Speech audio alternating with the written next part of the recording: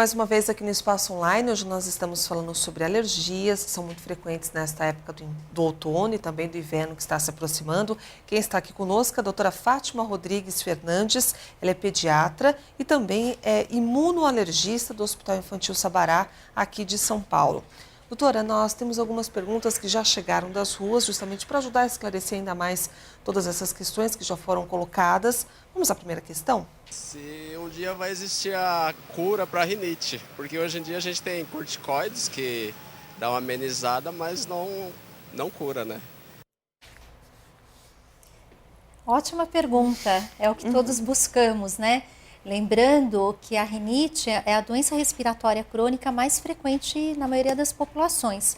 Aqui no Brasil, por exemplo, a gente tem estudos que mostram que 30% dos brasileiros sofrem de rinite. Então, é uma situação alarmante. Apesar de não ser uma doença grave do ponto de vista de mortalidade, ela é uma doença que atrapalha muito a qualidade de vida dos pacientes. Então, o nosso ouvinte tem toda a razão, na verdade, todo esforço da gente é para buscar a cura. Mas a gente tem que lembrar que as alergias são situações condicionadas geneticamente. Então, não se pode prometer uma cura definitiva, mas se busca exaustivamente um controle. Então, para o tratamento da rinite, a gente tem 3 passos, 3 medidas que a gente pode separar em blocos. O primeiro reside no controle do ambiente. Então, buscar conhecer naquele paciente qual é o fator ambiental que desencadeia as crises. Então, podem ser os ácaros da poeira da casa, pode ser a presença de um animal, pode ser um foco de umidade que contenha mofo, pode ser um produto que a pessoa está acostumada a usar, né? Pode ser um produto do trabalho dessa pessoa nas rinites ocupacionais. Então, a gente identifica a causa e tenta, na medida do possível, afastar o paciente desta causa ou minimizar esta causa. Lembrando aí que além das causas de alergia mesmo, alérgenos, a gente ainda tem os irritantes, né? Alguns é mais factível de nós evitarmos e outros menos. Então, por exemplo, a fumaça de cigarro é um grande irritante das mucosas que deve ser evitada nos casos de rinite. Já a poluição também é um grande fator, deveria ser evitada, mas nem sempre está ao nosso alcance evitar a poluição. O segundo bloco de tratamento, como o nosso ouvinte mencionou, são os medicamentos disponíveis para controle. Então, aí a gente tem diversos tipos de medicamentos antialérgicos, antihistamínicos, anti-inflamatórios, por exemplo, que ele mencionou os corticoides, né, usados diretamente na mucosa nasal. Esses medicamentos geralmente são eficientes para controlar as crises e prevenir as crises, mas eles funcionam enquanto o paciente está usando. Geralmente o paciente que tem a tendência a uma rinite persistente crônica, quando interrompe o tratamento, o quadro pode voltar. E um terceiro bloco, que seria um tratamento de fundo, um tratamento de mudança do sistema imunológico, que nós chamamos de imunoterapia. Então, identificando a causa, existem extratos, vacinas alergênicas que nós podemos utilizar para tentar melhorar a tolerância daquele indivíduo ao produto ao qual ele tem alergia. Vale lembrar que esse tratamento ele é útil nos pacientes verdadeiramente alérgicos. Naqueles pacientes que têm uma rinite irritativa por mudança climática, por poluição, por fumaça de cigarro, a imunoterapia não ajuda. Então, nós ficaríamos mais com o tratamento medicamentoso e com o controle do ambiente. Então, de todo modo, é importante identificar as causas, procurar um especialista que recomende o tratamento adequado. Doutora, a gente tem mais uma pergunta que vem justamente de encontro a isso que a senhora já nos adiantou. Vamos à próxima questão? Esse tempo seco que tem agora, o que a gente pode fazer para precaver? Então, bem mencionado também pela nossa ouvinte. O tempo seco é um dos fatores que justificam esta epidemia de sintomas nessa época do ano. E é difícil, né, a gente atuar na climatologia, é uma situação universal, isso principalmente no outono e no inverno, como a Luciana já mencionou. Então, a gente tenta minimizar através de condutas práticas do nosso dia a dia. Hidratar bem o nosso organismo, beber bastante líquidos, bastante água, lembrar que as crianças e os idosos às vezes não pedem água, não avisam que estão com sede, então os cuidadores têm que oferecer ativamente líquidos para essas pessoas. Hidratar as mucosas também ajuda, né? Então, usar rinossoro ou, enfim, soros fisiológicos que ajudem a hidratar essa mucosa.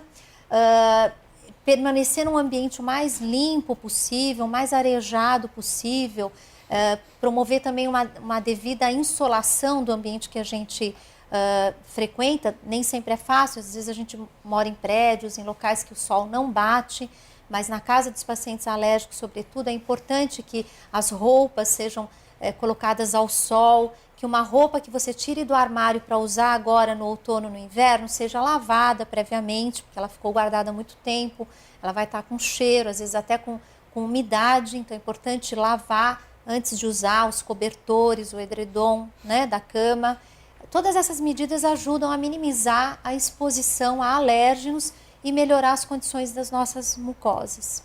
Uma outra questão também que costuma se intensificar nessa época do ano é justamente a asma, né? Muitas pessoas acabam confundindo bronquite com asma. Até pediria para que a senhora nos esclarecesse também com relação a essa questão e dissesse justamente quais são os cuidados para se evitar essa intensificação dos sintomas nessa época do ano. Então, a asma ela anda de mãos dadas com a rinite, né? Ela é uma inflamação da mucosa dos brônquios, né, da via aérea inferior, e algumas vezes a rinite mal tratada ou mal conduzida pode evoluir para um quadro de asma naqueles pacientes com predisposição genética. Então é muito importante que a gente identifique corretamente essa doença, porque a asma sim tem um impacto relevante tanto na qualidade de vida, mas até do ponto de vista de mortalidade. A gente sabe que, infelizmente, nos nossos dias, apesar dos recursos de tratamento, ainda existem pessoas que morrem por asma.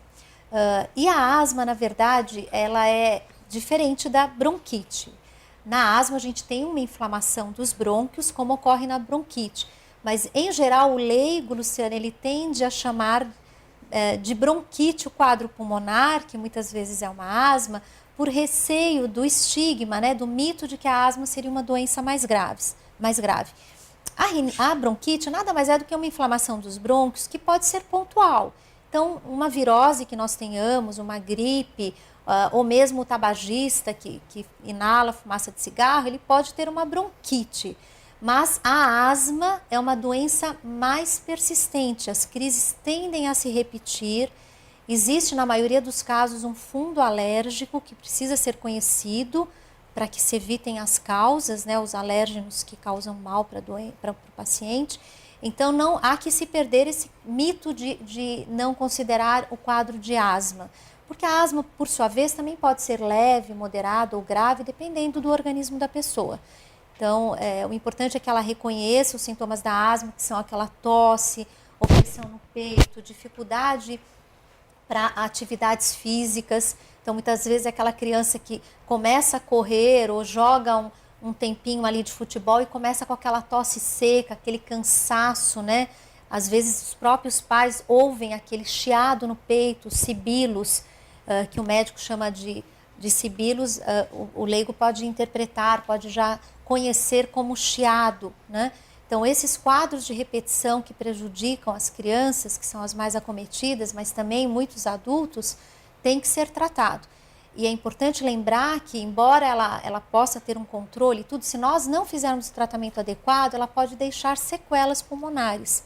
Então, esse indivíduo mais adiante, após anos de vida, ele pode ter dificuldades respiratórias, e quando nós fazemos um exame que se chama prova de função pulmonar, nós podemos observar que ele ainda mantém um quadro obstrutivo, né? Os fluxos pulmonares dele não chegam a uma normalidade. Isso em função de não ter sido adequadamente tratado para asma, às vezes na infância, que é quando ela começa. E as causas são hereditárias? Então, a tendência da asma é genética, né? Nós temos vários genes implicados, ela é uma doença multifatorial, mas começa com a nossa genética. Então, na população geral, estima-se que 10 a 20% dos indivíduos têm asma.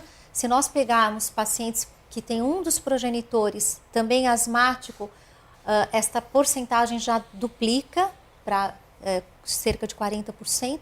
E se pai e mãe forem asmáticos, a chance de um filho ser asmático é de 80%. Então, esta é a característica genética hereditária relacionada com vários genes do organismo. Mas também depende do fator ambiental. Então, a tendência à exposição a esses alérgenos que nós mencionamos, poeira, ácaros, mofos, animais, condiciona o aparecimento da asma também. Nós estamos conversando aqui na Jovem Pan Online com a doutora Fátima Rodrigues Fernandes. Ela é pediatra e também imunoalergista do Hospital Infantil Sabará. Se você quiser conhecer um pouco mais sobre este trabalho, você pode consultar este site que aparece aí no seu monitor, o www.sabará.com.br. No próximo bloco a gente volta a tirar outras dúvidas a respeito de alergias nesta época do ano e daqui a pouco voltamos.